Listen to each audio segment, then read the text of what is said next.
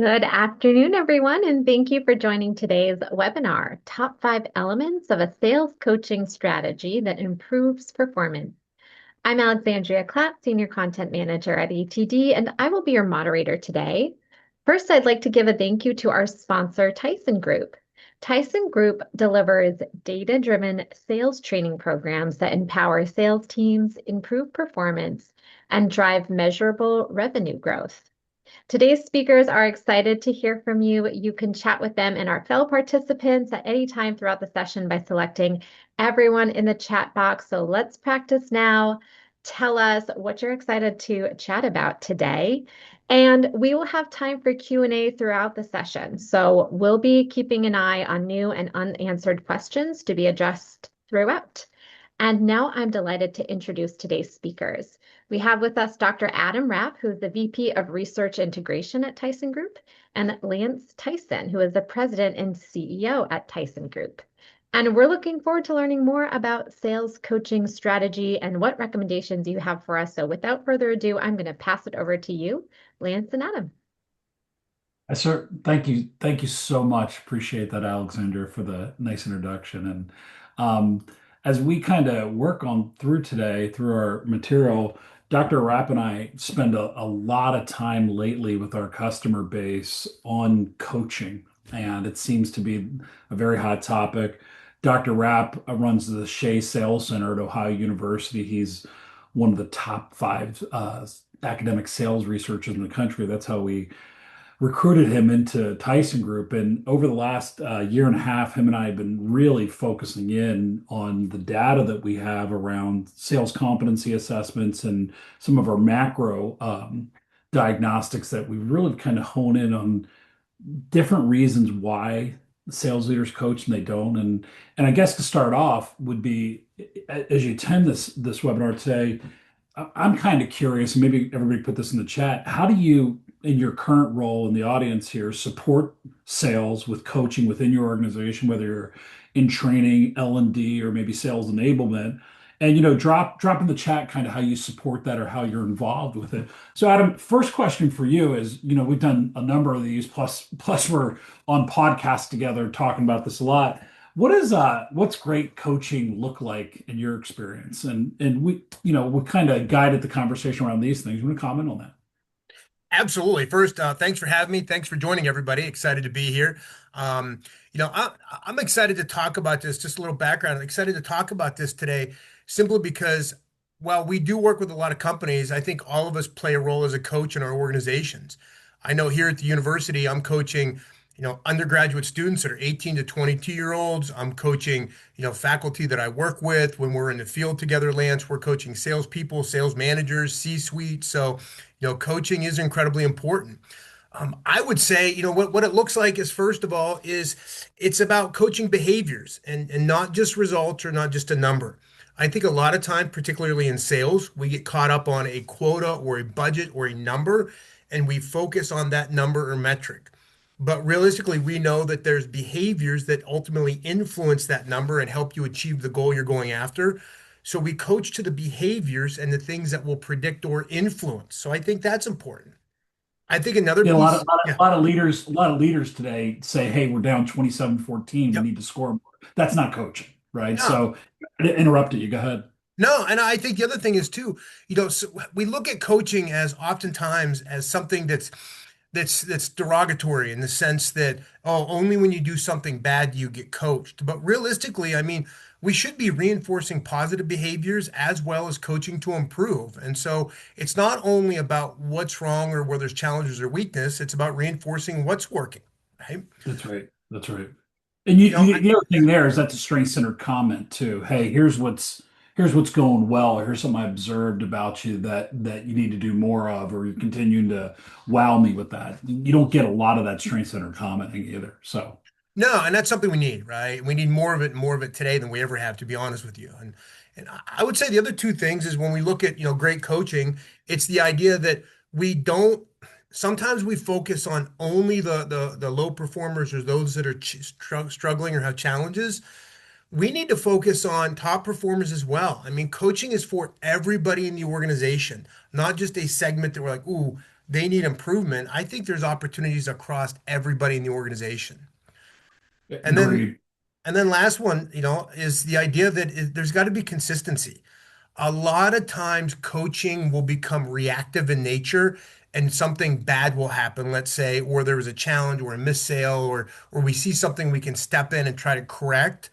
But coaching needs to be consistent. And we'll talk about it later today, Lance, but there needs to be a cadence or rhythm that we follow. Yeah, with that last point, as we go into our next ones, the consistency, it's not event driven.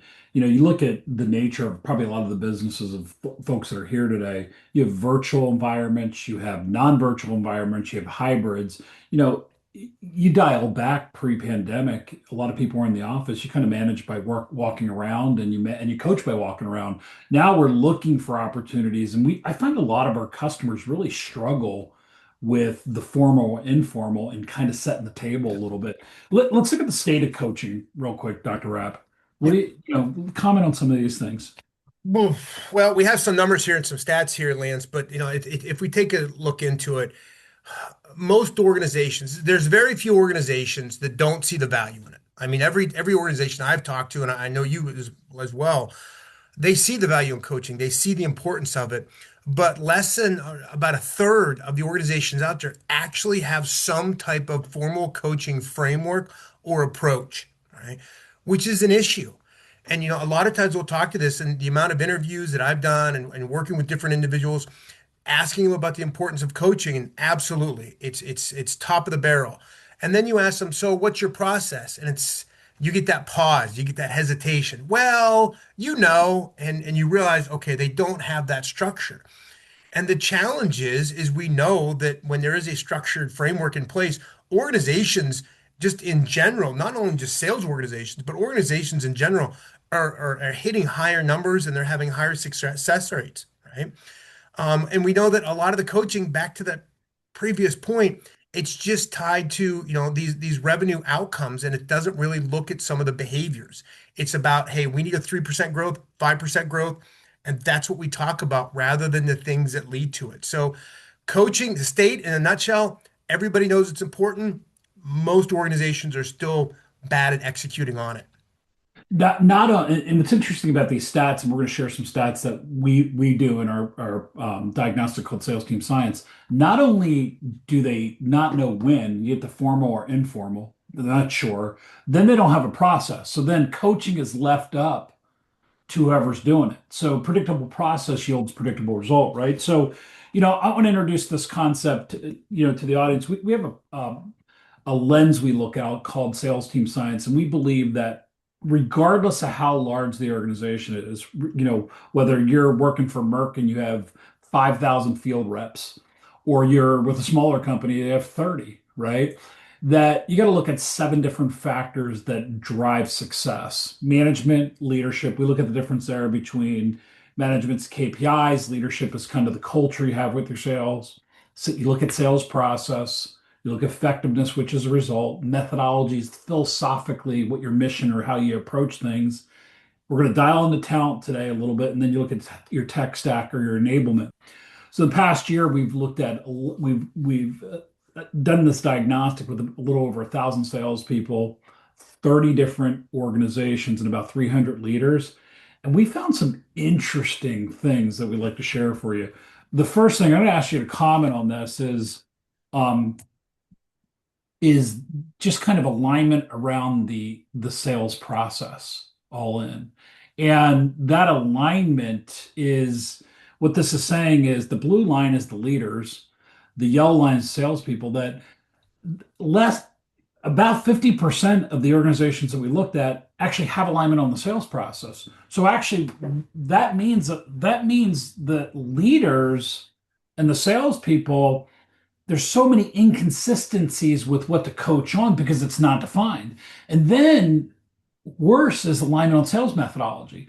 And your methodologies are we do a lot of work in this area where we believe a lot of the methodologies are just really canned names by some author, but a lot of the methodology is some of it's mission oriented, like value-based selling, consultative selling, strategic selling, things like that. But there's not even alignment on that. So then it's completely open to interpretation. Dr. Rapp, comment on some of this. Sure. And Lance, if I talk too long, you gotta pull me off the stage here because this is one of my areas that I get very excited about, right? Process and methodology. Most people don't, but I do. In a nutshell, to your point, methodology is your strategy, your go-to-market strategy. Your process is your tactical execution. Needless to say, we can all see that if we don't have alignment on one of these or both of these, there's going to be gaps and problems. Look at it this way. We're at about a 25%, about a quarter alignment on sales strategy, on methodology. So think about that. 75% of the sales individuals in the organization don't really understand what the strategy is that the firm's trying to engage in. Is it building relationships? Is it value based? Is it finding solutions? Right? We don't even know how we necessarily want to go to market and engage with our customers or prospects. Once we get to the tactical execution part, the steps in the sales process, and what this would look like is things like pre-call research and making the connection, examination needs discovery, presenting value, making recommendations, negotiations, etc. Right? We're about 50%. So while it's slightly higher than the strategy portion, we still don't even necessarily agree on how to engage with the customer. And so if we don't know how to do this, and if we aren't sure, and if we don't agree, how in the heck could we coach? Because remember what we just said, outcome is determined by the behaviors that are enacted to influence this. And so if I don't really even understand the behaviors, or if Lance and I don't agree on these, then how can he possibly coach me on these and then ultimately affect this, which is a goal or target we have? So even if we do take a step back as a leader and coach on behaviors, we may not even have an agreement on it, Lance. There's no doubt. And what we see is there's, with the research, is like you said, there's coaching's inconsistent across the managers. Yep. It's subjective, like you said. It's not tied to the conversion of the data, and then it's reactive, like late stage. So let's bring this forward. If you look at sales process, so think about our numbers are saying only 50%, about 50% of the time that leaders agree on sales process, and they agree to what salespeople think the process is, right? So that means 50% aren't aligned, and then on methodology. So then back to what Dr. Rapp was saying, you get very reactive at the end of the sales process with your coaching, right? And if you look at this alignment, is if you look at the front end, prospecting and qualifying, the leaders and managers are aligned that that's the most difficult. But our research says the coaching's happening in the tail end, not at the front end. And the difficulty in this is saying, hey, it's at the front end. Make some comments to that, because this means we're not planned and we're not thinking through, especially where they agree the difficulty is. Yeah, it's first of all, it's important to understand we're a very data-driven organization, right? And we always think it's important to have the data before we make some of these assumptions, just like coaching, right? Having some data in hand to determine the best way to move forward. And looking at this, some real data from our organization and companies we've worked with, it shows that. And so, Lance, to your point, I mean, imagine playing a sport, playing an event, and it's the fleeting minutes of the game, and now we're Yes, going to start right. coaching to win. And it's like, well, we missed the entire first three quarters of the game, and now all of a sudden we're going to focus on the very tail end. And it's like, no, the process goes through the entire way through. So we need to be focused on these things. Now, what's If interesting, and if we look at this, there is some agreement, right? Which is surprisingly, there is agreement across the reps and the leaders in this organization. But we're just not coaching to the most difficult parts. Right. And a couple things to point out here, right? It becomes last minute, like Dr. Rapp said. So everything's in emergency mode. Then it's a priority. Then you're running out of time, right? As opposed to dealing with things in the front end, right? So the other thing is, if you look at this, which is really interesting, and we hear this from a lot of our clients, what's the difference between managing objections and negotiation? And we find in this study that a lot of there's not a clear definition. So then a lot of reps actually think they're negotiating when they're resolving objections. And I challenge you outside of this to kind of look at what that means in your organization. So then the managers are really coaching, the leaders are really coaching on tactical things. And if you over tactic a sale, then it gets a little bit manipulative depending what type of organization you're in. So Dr. Rapp, let's look kind of where some of the other breakdowns as our research shows us. Let's comment on some of these things.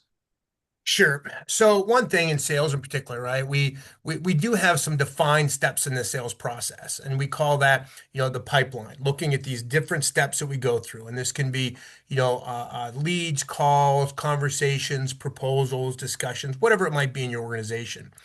And a lot of times we mistake inspection for actual development. And what I mean by that is we'll do pipeline reviews and we'll sit and we'll talk to somebody about their pipeline and what it looks like and walk away and say, well, I just coached them. Well, you really haven't. You That's examined right. their pipeline, you identified strengths and weaknesses, and pipeline inspection is fantastic. I mean, I can tell where Lance is having, a lot of great contacts, a lot of great first conversations, and then nothing's happening. My opportunity to coach is there. What's happening in that first conversation that he's not converting more? Because once I get that information, then I can actually coach Lance on, hey, here's what we need to be doing there. Let's dig in deeper into this, right? But oftentimes we'll just review it and the response will be like, well, hey, Lance, you got to do a better job here to hit this number at the end of the quarter, which that's simply not coaching, right? But we walk away and we'll feel like we've really impacted that individual, but we haven't really developed them. Okay.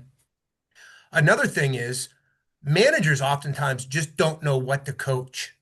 Right? We talk about data, and we're going to talk about it a lot here in a minute.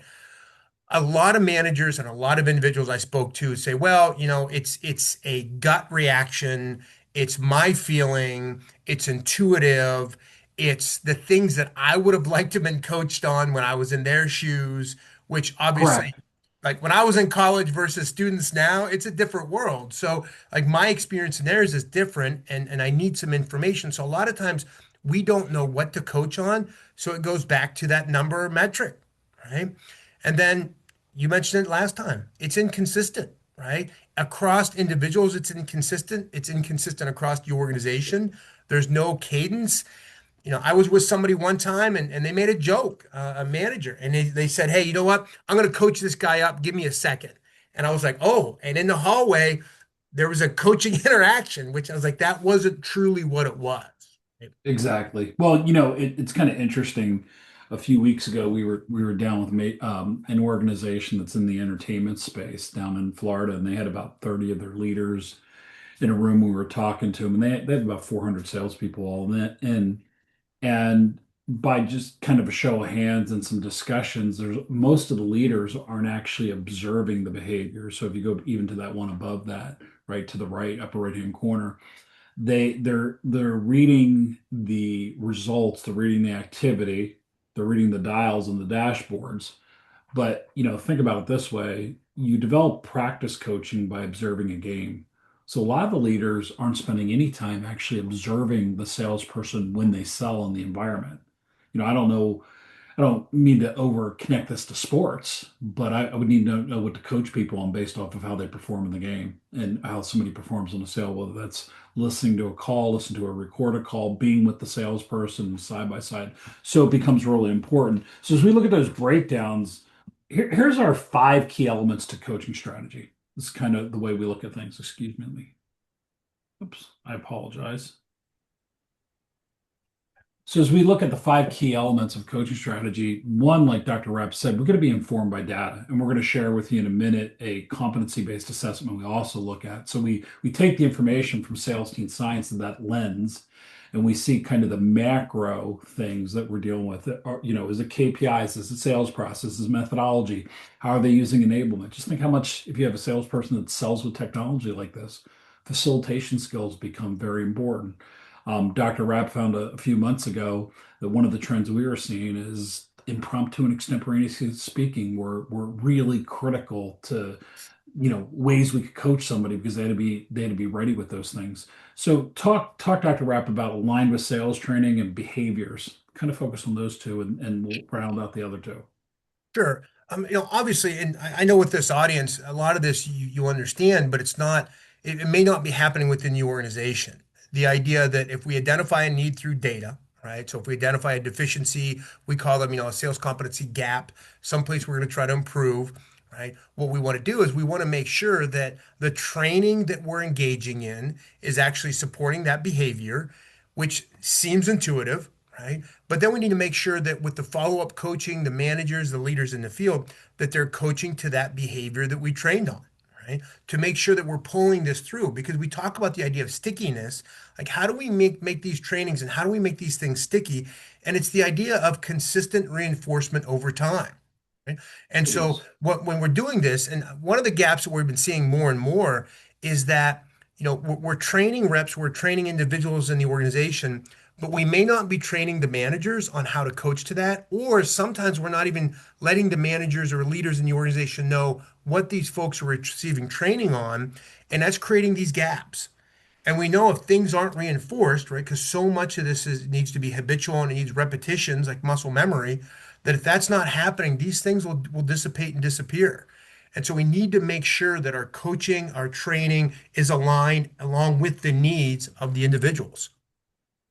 There is no doubt. And so now what we have is are we in alignment with the words we choose, the process, the methodology? Are we just coaching people based off of um, the metrics and the KPIs? Are we actually observing them? And do we have some kind of tool to actually look at the behaviors and skill sets? And let's take a deep dive into that piece. So Sure. So let's go and let's talk data for a minute. Now, I get pretty excited, so I'm going to lean in here. But one of the things we do here at Tyson Group is run assessments, like many of you do as well, right? And so what we're looking at here is this is a Salesforce competency assessment. So where individual sales reps are reporting on a battery of questions about themselves, right? And we look at performance and experience, et cetera. And we capture across a lot of different areas. So the way we look here across the top, we have three different colors. We have the yellow, the purple, and the green to make it easier to see. And we have some personal traits and characteristics in the yellow. We have some business acumen, general business acumen in the purple. And then we have some specific sales skills in the green. And obviously on the left-hand side, we have some of the respondents. And this slide only would show 10 of the respondents, right? We have Frank Sinatra highlighted. But once we click on this, which Lance did, and all of a sudden all of this pops up, it may seem slightly overwhelming, but let's understand a couple things first. Number one, there's a massive amount of information that we can glean from this slide. So if we take a look at this, we can start looking across individuals, right?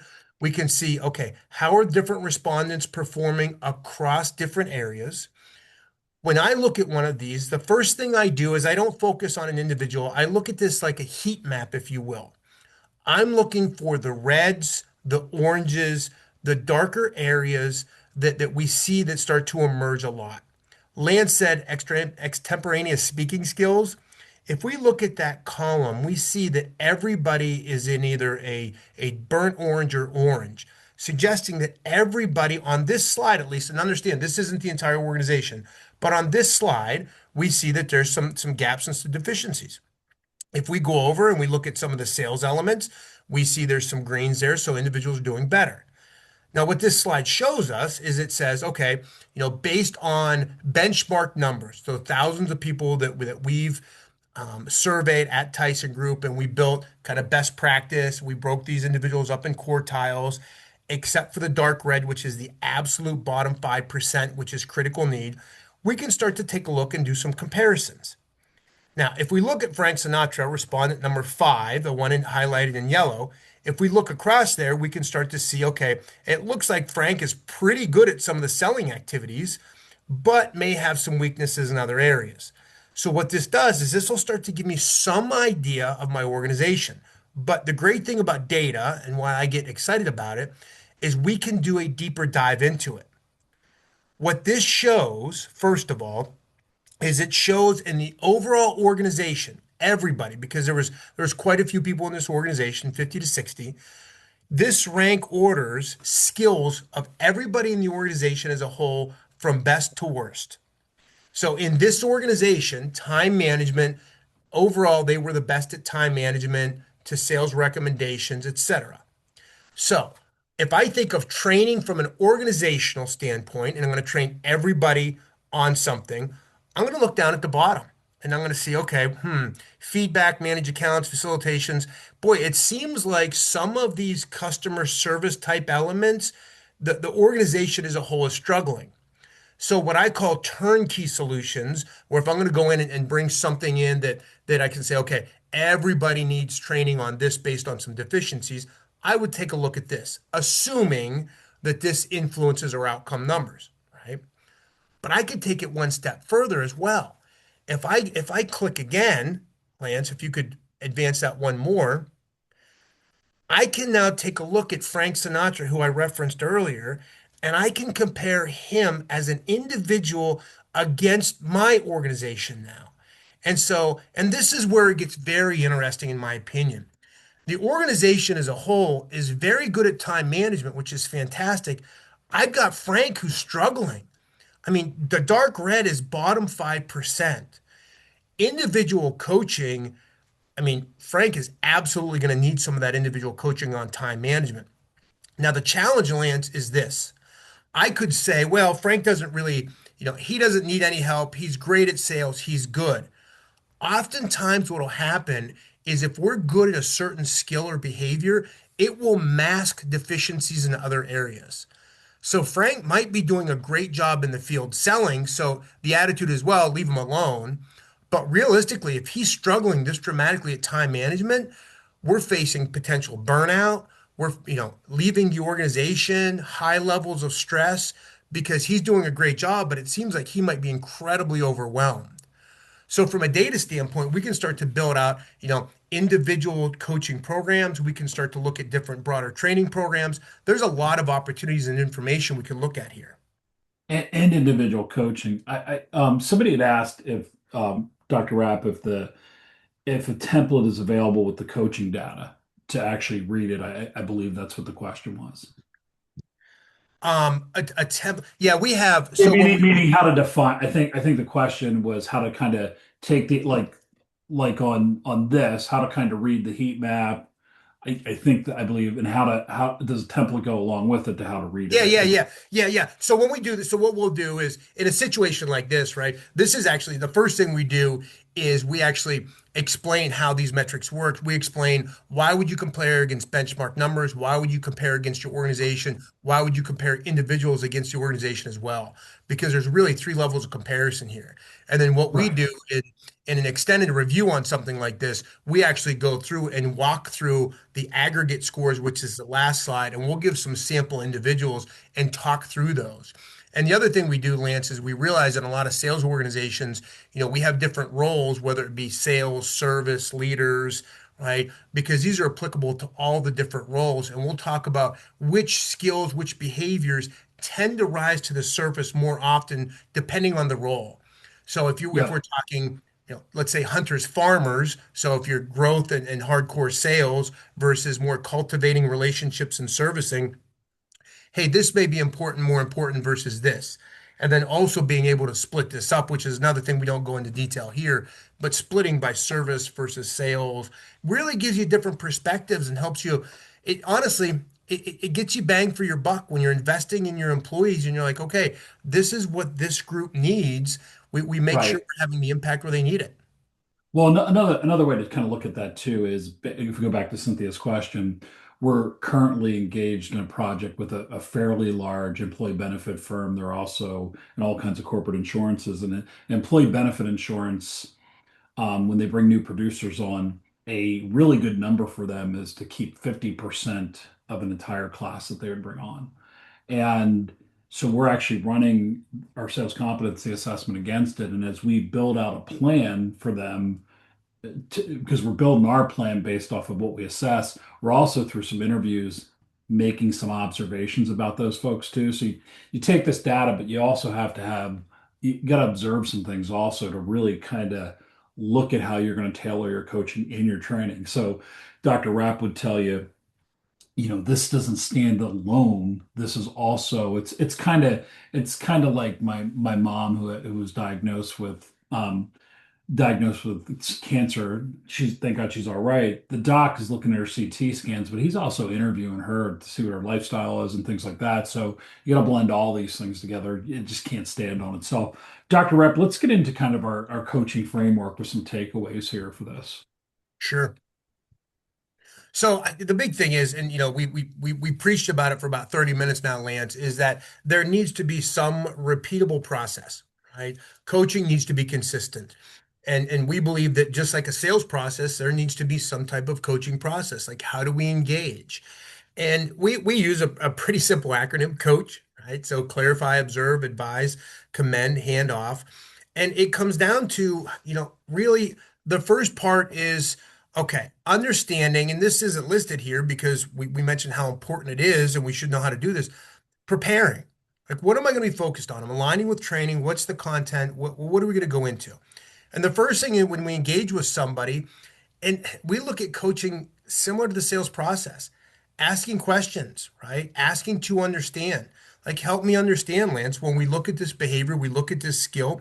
If I'm talking to Frank Sinatra and I'm coaching on time management, help me understand. I took a look at your results and you had yourself, and rated very low, poorly, critical need. Help me understand what's going on in your life. Like when you say that you're struggling here, or if we've identified behavioral issues, what is it? And then I'm going to listen, I'm going to observe and hear what they have to say. Because the thing is, if we make an assumption and if I assume, and that's what kills coaching is like, oh, I know what Frank's problem is even before I see Frank. I'll just go in there and fix it. No, you don't. We have no idea what's going on in Frank's personal life, his professional life, what training he's had. Other words, there could be something that he doesn't understand how to do. I Well, remember, let's go. Let's even a step further, or not a sure. step further, very similar. You have that cognitive dissonance also. There might be a blind spot for Frank. Oh, He yeah. may not even realize that blind spot. And sometimes, showing them the assessment or also calling out the behavior, good, bad, or ugly. So you got to set up a scenario because he has to acknowledge, right, that that's happening. And the other thing, a lot of coaches just observe it once and they jump right to it. They have no empathy to the coaching or they're not dialed in. You got to kind of get somebody to realize, I think the first step of a 12-step program would be, hey, I got a problem or I got an issue or I acknowledge it, right? If you can't, it's even like you said, opening a lot. We teach this a lot, opening any kind of coaching session. Are you open for some feedback? Are you open for some coaching? Just the response there would tell you if it's good timing. And you got to pick a time. You got to set the stage for it a little bit because a lot of times they might not be ready for feedback. I coach all my kids in sports, and I always tell the parents like probably after we lose a hockey game, right afterwards, is probably not a good time to give me some feedback. Right? I'm probably as competitive as you are. And two, I don't want to talk about anybody else's kid. I'll just talk about your kid. The conversation's over, right? So it is timing also. I didn't mean to cut you off, but I think you were at the advice piece. No, I agree, right? And my example was if there's alignment, like if we agree, then fantastic, then we can move this forward. And to your point, sometimes there's a blind spot, sometimes there's a facade where somebody thinks they're good at something and they're not. So we can ask, we can engage as we review their profile and their results with them, listen to what they have to say, right? Because that's going to change our response. But there does need to be a response, and that's the advise. That's the specific directions and instructions, right? Of like, okay, here's where the deficiency is, here's what we need to do. And that's where the coaching comes in.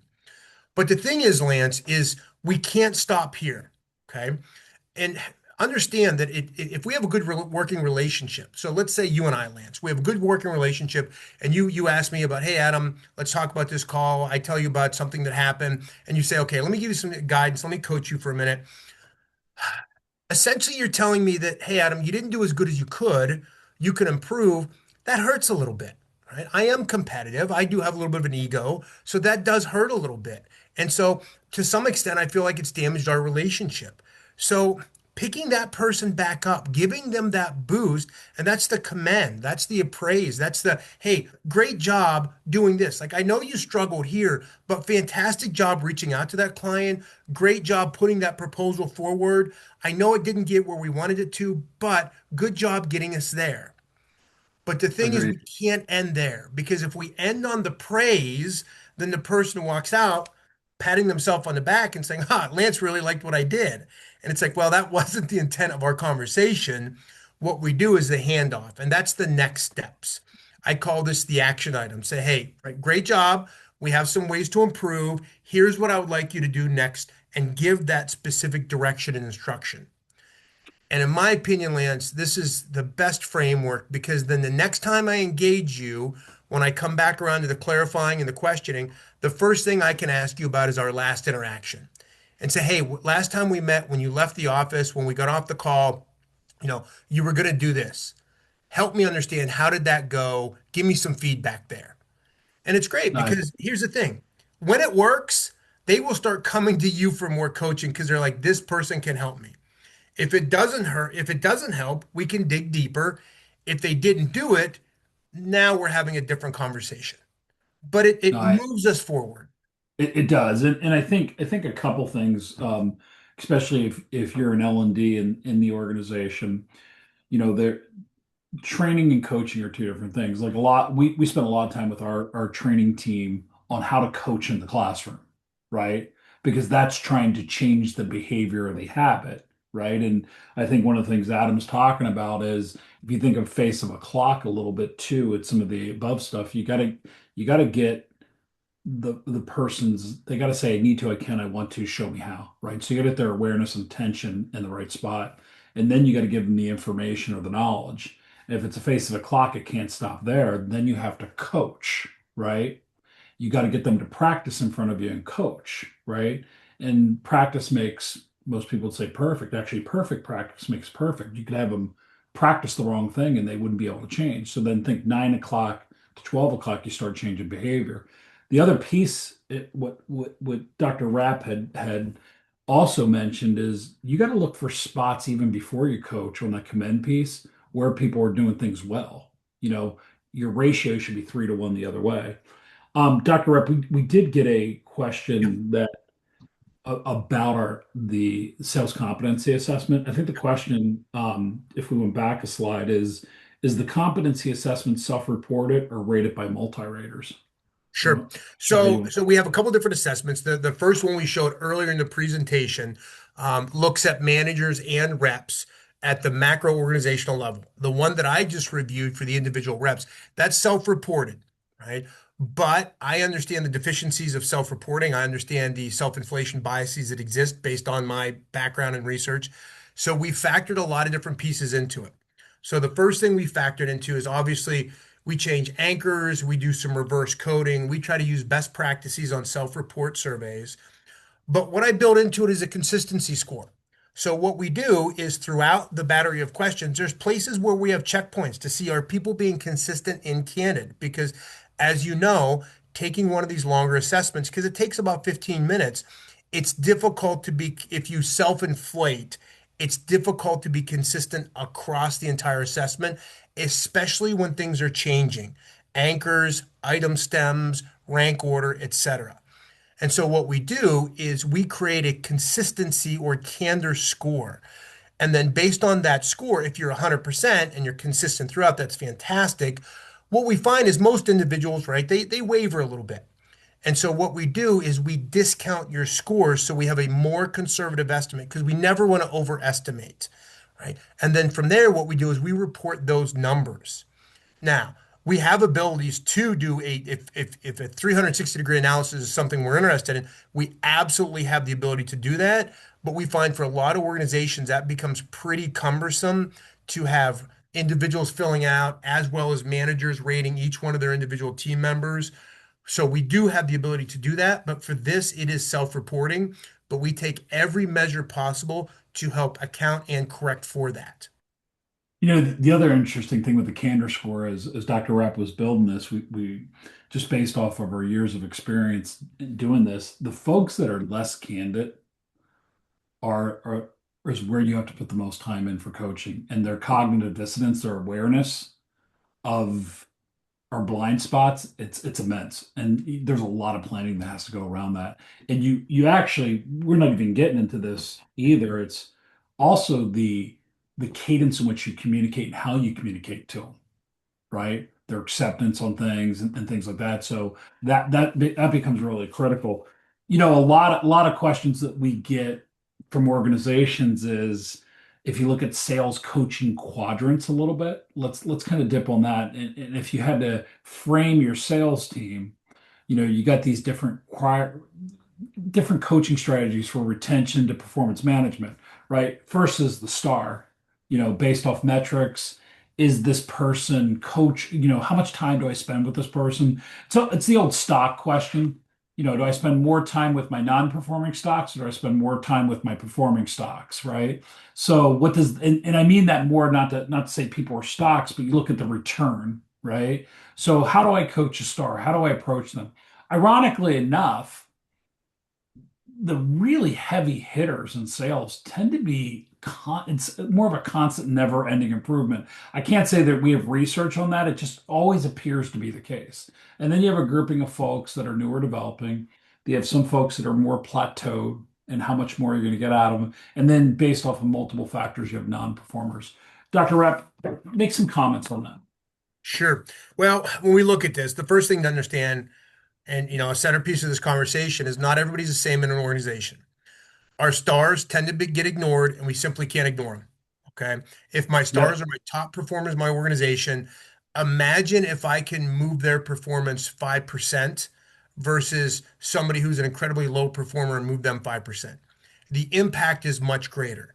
Now, I'm not saying to pick one over the other. The takeaway is we just can't ignore them. I've heard so many people, and I've written papers on this, that managers say, well, they're good. I empower them and let them go. And then when I talk to those top performers, they feel shunned, they feel ignored, and they feel like they're not getting the attention. And it's like, why is a low performer getting all the attention and I'm just left on an island? So we can't ignore these individuals. And what we're going to coach them on is going to be different. It's probably going to be more complex things. It's going to be the idea of engaging them in different ways. We look at the new and developing, right? And what's fascinating is most organizations have some type of consistent onboarding program, right? Where we're bringing in, we're training, we know what we're training on, we know what the cadence is, we know what the rhythm is, which is fantastic. The interesting thing is once we get through this onboarding, a lot of it just disappears and it goes away. And I call that the kind of the attention deficit, where we bring people in and we spend so much time with them, and then once they get through that onboarding, then all of a sudden we no longer show any of them attention. We don't continue that training, which is we need to have maybe not as intense as onboarding, but we need to have some consistent rhythm. My Right. plateaued individuals, right? We look at the idea of, there are decades of research on the idea of career cycles and where we move to. And once we hit that plateau, once we hit that maintenance stage where we're really not going or growing, we're really not improving performance, we need to find a way to engage. And for them, the coaching becomes motivational in nature, right? The idea that all of a sudden I can get them to re-engage with the organization and their job. Think about it from fitness. For those of us that work out or run or do anything, we know when we hit a plateau, we need to change our behavior. As a leader in the organization, I can be the catalyst to get that behavior change to occur. And then lastly, non-performers. And here's the thing.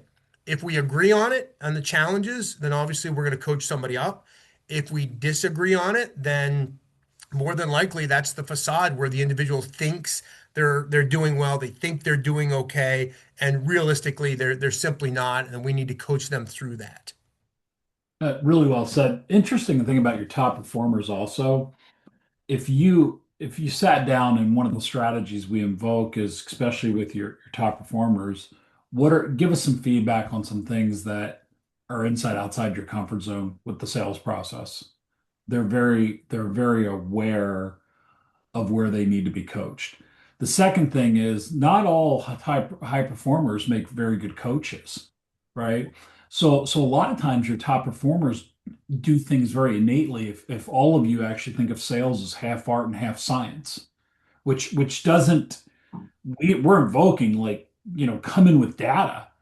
we also realize as an organization that sales is half art. It's gut instinct, it's great timing with the market, it's charisma, it's EQ, it's people skills, it's all those things, right? Which doesn't quite make you an engineer, it doesn't quite make you an artist. So you're an architect, nothing's built to scale. A lot of times stars can't, or those top performers can't tell you why they're successful. So it doesn't translate when they become a leader. So they're looking for feedback at all times to get to another level. Ironically enough, that same strategy goes against every one of these quadrants also. So thus back to the assessment, to have them go back and look at themselves in great detail will expose a lot of gaps because that's actually part of the coaching process. Now, as we start talking about cadence and frequency, at the beginning of this webinar, we actually talked a lot about um, formal and informal. And let's tie to the formal a little bit, kind of a cadence or a plan, right? Setting the table. If you take anything from our talk today, banking on a coaching strategy that's impromptu is probably not your best investment. So kind of let's look at that piece. Good, Adam. Yeah. So when Talk I to it. look at this, right, I'm going to go back, and I apologize. I'm going to go back to the working out idea, right? Is we know that to have a consistent workout routine where it's planned and there's a time of the day, like all of the pieces fit into it where we get our best performance gains as an individual. Coaching is the same way. Consistency is absolutely the key in what drives the behavior change. Okay. If we take a look at this, right? Weekly, monthly, quarterly, there needs to be systems in place. The fear is, and I spent some time, I'm working with a Fortune 100 company right now, and I asked them about their coaching and their coaching process, and the response was, well, we do our yearly reviews. And I said, fantastic. What beyond that? And they said, well, we have to do one of those. I said, great. What beyond that? And there was nothing. There's some ride-alongs and well, whenever I have a chance. Okay, a yearly review, needless to say, if you get to the gym once a year, you're not going to see any significant gains at all. If anything, maybe some losses, obviously, right? So we think about this. Weekly, weekly is going to look on some of these, immediate opportunities. It's going to give us a chance to reinforce some of these ideas, right? The consistency is going to help build that behavior change over time. Monthly, we can start to look at maybe some of these deeper issues. Maybe we can start look at one core competency and start to focus on that. And then quarterly, as we're doing, typically we do quarterly performance reviews and such, making sure that the behaviors and the things we're talking about weekly and monthly are starting to align and influence that outcome or that goal. There's a long line of research that shows there's outcome-based performance and there's behavior-based performance. And so in those quarterly, we get to see, okay, the things we spent 3 months on, how is that now starting to move the needle? Because if we look at it on the weekly basis, we're not going to see that change happen. It's just not that fast. Really well said. And it's kind of interesting too. There's been a phenomena in the last probably 6 years, dating back to the pandemic. What do we do in our one-on-ones? And there seems to be a lot of things that should be done coaching or training in a group that are done in one-on-ones. And then the manager or the leader misses the opportunity to floodlight coach, right? There's spotlight coaching and there's floodlight coaching. And they end up only putting a spotlight on somebody when a lot of the rest of their team could probably benefit from it, right? So we also look in those weeklies to change some of that coaching into a sales meeting, a pipeline meeting, where look, there is an art form and there's a certain way to coach somebody in front of a group of people, right? And a very tasteful way to do it, but a very effective way to do it. So if anybody here has played team sports, you know, we get coached in front of our peers at some level, which other people benefit from it. And that's when you get into the adaptive process where, you as the leader demonstrate something, especially if it's skill based. They demonstrate something, you get to watch them a little bit, and there's a way to adapt your process. So I think as you look and you plan this out, what is your cadence right now? I think you got to look at it, and if you're defaulting to everything being in a weekly, or worse yet, like Dr. Rapp said, with the organization the large organization working with now, that you shouldn't be coaching in a performance review, and there should be no surprises there, right? So as we look at some of the takeaways outside this coaching cadence or rhythm, right? Dr. Rapp, go over some of the takeaways and we'll bring this bird down for a landing here. Well, okay, sure. The first thing is we want alignment. And I know there's a lot of folks here at learning development, right? And I think they're hopefully they're applauding right now because I've seen it happen so many times where, we've identified a gap or a problem or a deficiency. We move forward with the right training, but then it's not being reinforced in the field, right? So making sure there's alignment from start to finish, making sure everybody's informed. I mean, that's how it's going to be sticky. That's how we're really going to impact those overall outcomes. Second thing is, please don't chase the flavor of the month. And this is Adam speaking right now, right? Please don't move forward with like, ooh, there's a hot new book out, there's a hot new topic, let's go after that. I see that a lot, and a lot of people reach out to me and say, "Hey, what do you think about this?" And I'm like, "Okay, it's a new book based on an idea that's been around for decades, right? So use data, find out what your team and your individuals need at your organization, because A, it's going to have more impact, and honestly, the team's going to appreciate it more if we're training to their needs versus what we think is going to be important and just simply doesn't resonate." Next, consistency is key. Whether it be training, whether it be coaching, whatever it is, having the consistent program in place. Whereas Lance and I mean, we have scheduled calls every 2 weeks because we're both busy individuals, but we have scheduled calls where we review things and we do some of this. And I think our coaching goes both ways sometimes, right? But we talk through some of these different things, but there's absolutely a cadence and we know what to expect. And I think Lance hit a great point is if we come to a quarterly review or end of the year review and I'm caught off guard, there's a breakdown in the system somewhere. Either I wasn't listening or he wasn't coaching, right? Um, and then lastly, it ties back to the behaviors. Look at the behaviors that lead to sales, train the behaviors to impact the ultimate outcome.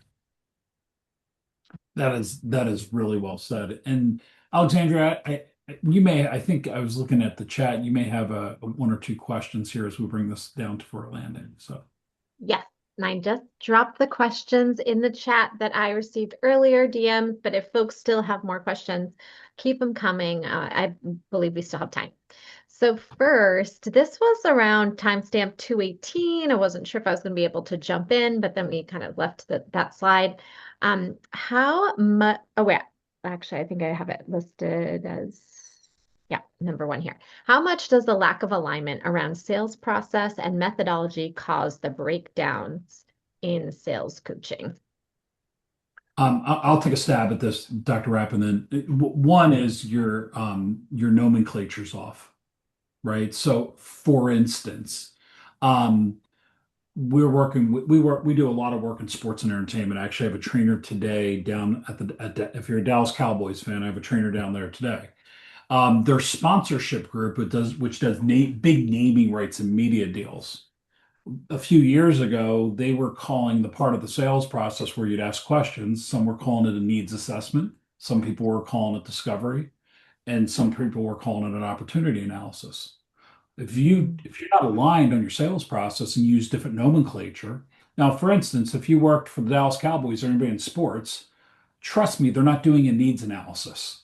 They don't sell anything anybody needs. They're selling giant human beings in yoga pants, right? That's fun. That's different. So it's like if I'm going to do business in pro sports, it's an opportunity analysis. Now, if I worked for an organization that was selling stints, right, for a heart, that might be a needs analysis. That's a different kind of sale, right? So that kind of alignment, but not having the right nomenclature is just absolutely critical. Or being mission oriented with how you're supposed to sell. Are you in a value-based sell? It's a consultative sell. My brothers work for Bank of America and they have to be trusted advisors. What's that mean? They talk about that language all the time. Dr. Rapp, take it from there. I'm sure you have some other thoughts there.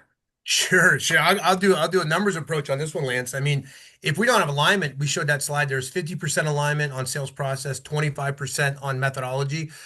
if we assume that everybody immediately overlaps, only 25% of the individuals actually align with their manager, how can we possibly coach?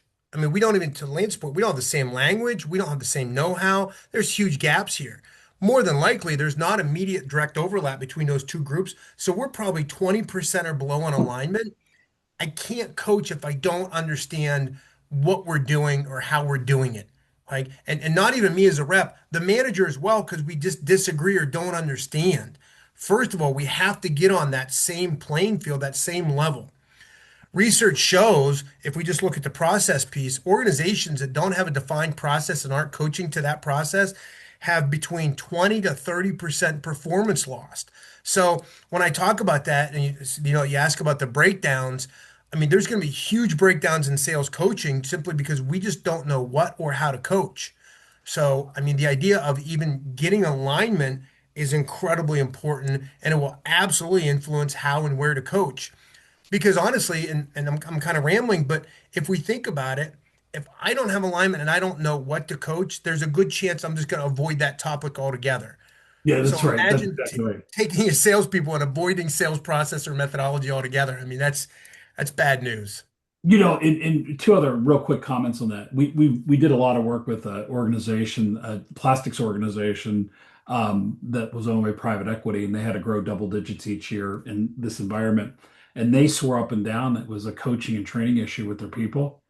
We had to go in, and Dr. Rapp had to rebuild their methodology because their methodology was off, because their nomenclature was off. So we're like, whoa, whoa, before you coach, you guys don't even talk about the same thing from team to team.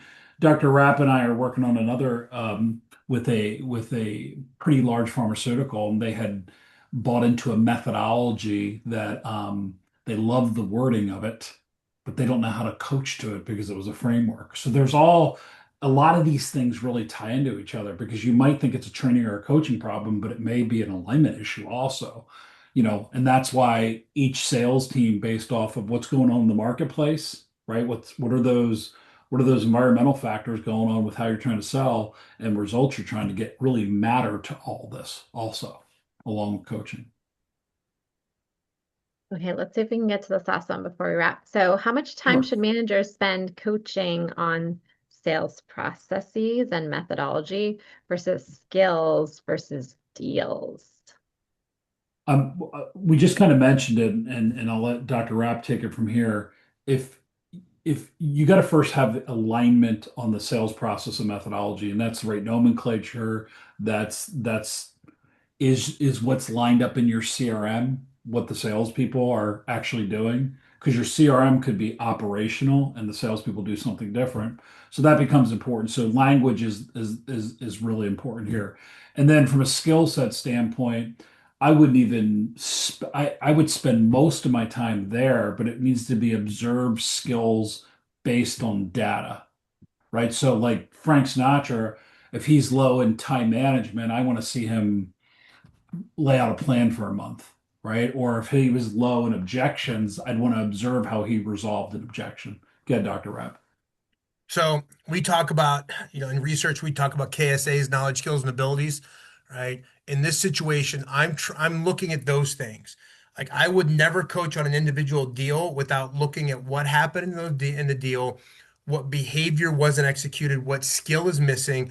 I'm going to train and coach on that skill or behavior.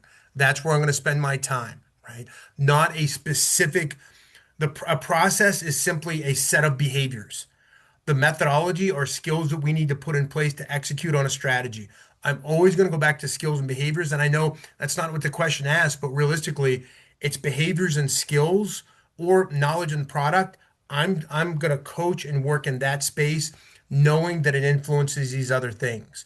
Like individual deals are simply an indicator of where deficiencies may occur. Well said. Awesome.